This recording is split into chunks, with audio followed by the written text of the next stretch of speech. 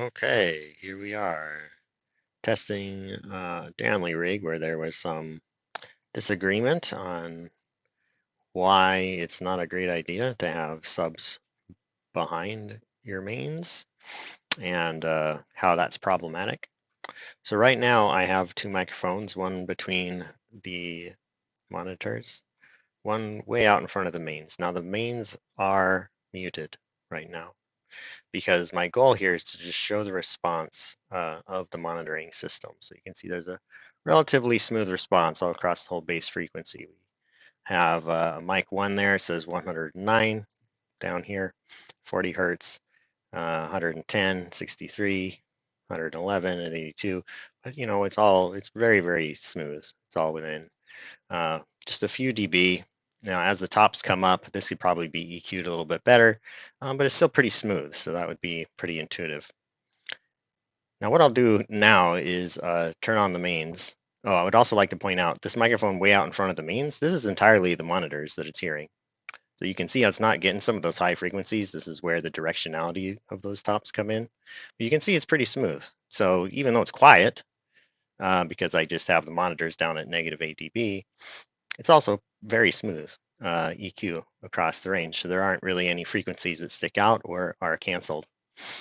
So you can see I have the mains, they're muted, but I have them at -21 dB. And the reason I'm doing that is because these are just so much more powerful. I want to give you a chance to see what happens when I turn them on. So here we go. I'll unmute.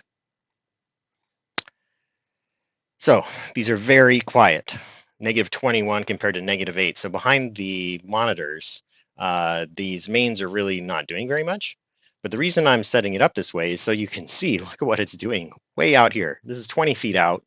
It is 68 dB at 75 hertz versus 109. So we were, let's just turn this back off.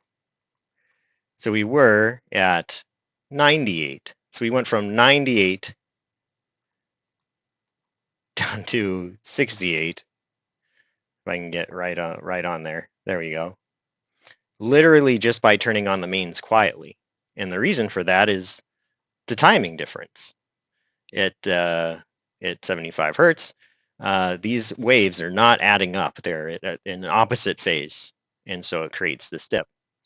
Now, of course, nobody's going to keep their mains that low. So let's get the mains up to where we would normally expect it. So maybe let's do a -8 dB for the mains here. All right, so now we've got the mains up. The mains are providing, 109, 110 dB, 20 feet out. Still relatively quiet, but I want to keep it in this view here. But look what's happened to the monitors. We have this 75 hertz range that is cut out of the monitors.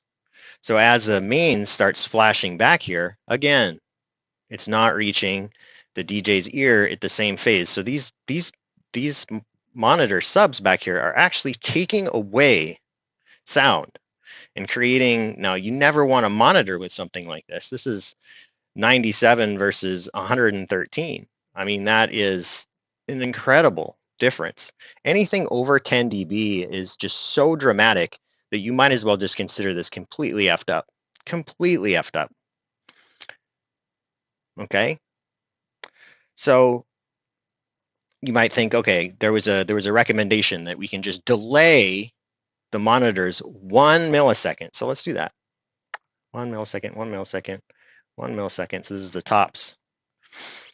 Now we have increased the volume down low, so about 45 hertz. We're up at 114 here, so we gained some here, but we're still really low here at 102. So 102 to 114, that's still 12 dB. 12 dB difference. So you've made it louder, but you're literally not really making this any better. This is still just a really screwed up EQ for monitoring. So there is a way to fix this. I'm not going to get into that. This video is already long enough. But that should at least prove what I'm talking about here. And I'll share this file for anyone who's curious.